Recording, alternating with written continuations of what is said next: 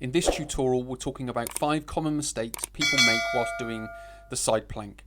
If you want to get the full workshop on this, which is a live practical workshop, you can go to the link in the description. You can join the membership here on YouTube, and you can get this in it's a full half-an-hour workshop which talks you through all the teaching points, common mistakes, how to progress, how to regress, and essentially do the side plank correctly. Now, number 1 is hips too high or too low. So when we're talking about side plank technique, we are talking about this line going down through here. Now, the most important bit is from here down to the hip. Now, we want these to essentially be level. So it's as if you're stood up and you're just standing up straight, but you're obviously on your side. So this again is the other one. So we want that to look just like you're stood up straight.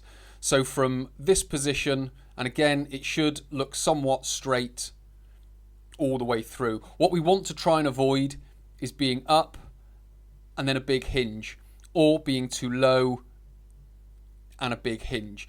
That's what we want to avoid. Sometimes what I will say to people is if you're just slightly above what would be level, what will then happen is you will then, as you fatigue, you'll slowly bring your hips back down into that level position, and then obviously you would stop it before they go too low.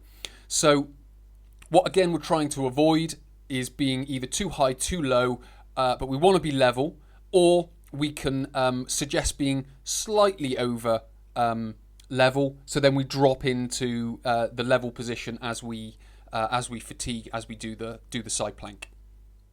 The second one is shoulders not vertical. So if you were looking straight down on me, what you would see is the elbow here, the shoulder above it, the head would be in line here, the shoulder there, and then that would be the rest of the body. So we're basically looking at a vertical line going through here. That's what we want.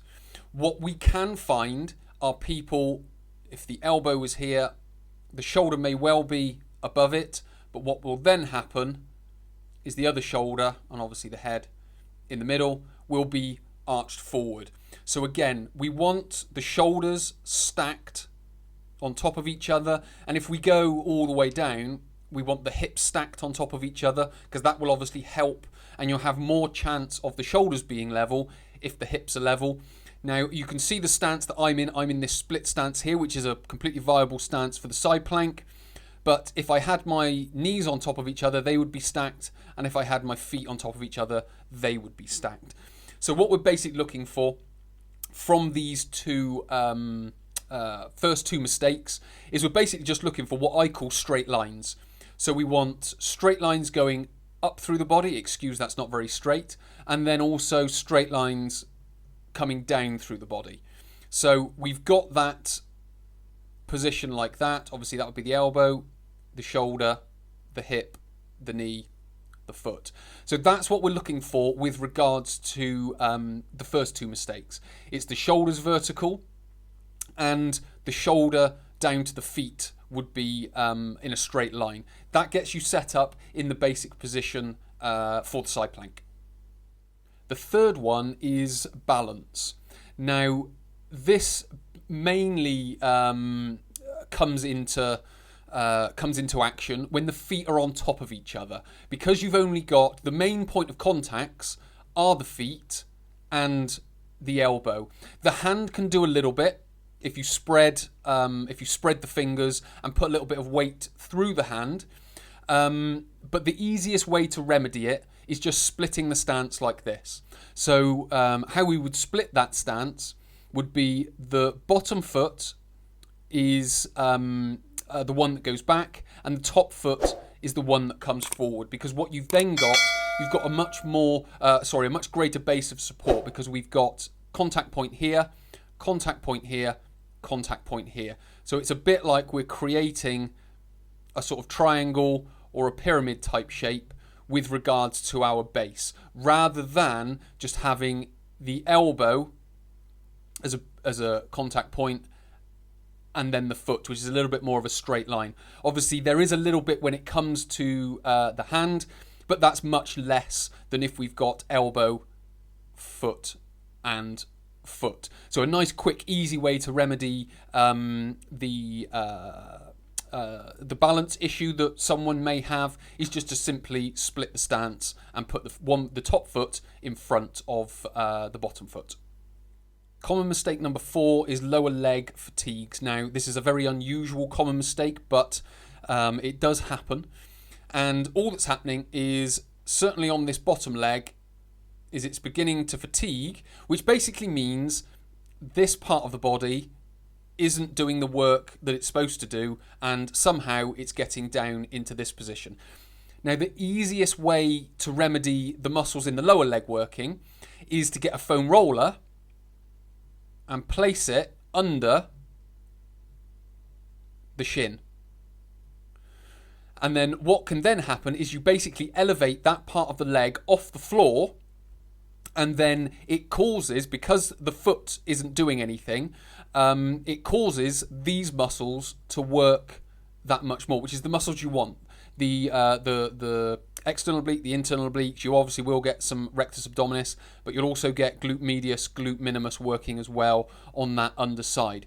So you want all of that working. So it's very simple.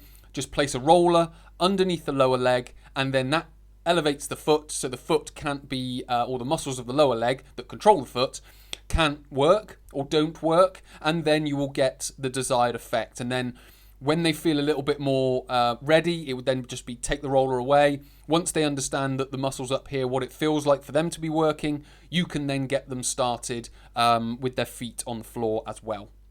And then common mistake number 5 is shoulder fatigue. A little bit more common than the previous one, but essentially this arm here or this shoulder here just becomes fatigued, because what they will do is they will obviously be putting weight down through this arm, so this arm has to work to keep them upright. So a nice easy way of doing it, well, there's, in some respects there's 2 ways of doing it.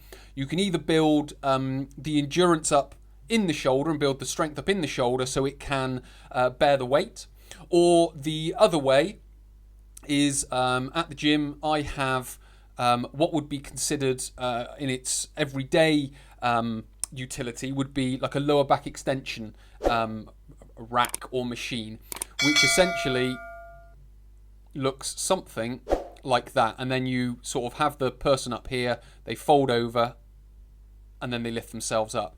Now, I don't use it for back extensions. I use it as a means of being able to perform the side plank more effectively. So you have this position here, you then have sort of like the little padded bit, the seat at the top, and then you've got 2 feet plates down here and down here.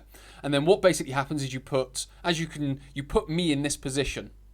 So front foot goes on 1 foot plate, that foot goes on another foot plate. This lower leg basically goes up. You have the pad on the hip here, and then the arms go across the chest here, like so. And then what they're essentially doing is they are hanging. So you've got the body here, the head here, leg 1, leg 2. So their body now is holding them up. So what happens now is on that rack is the upper side of the body starts to work, because what it's trying to do is prevent them from collapsing down towards the floor.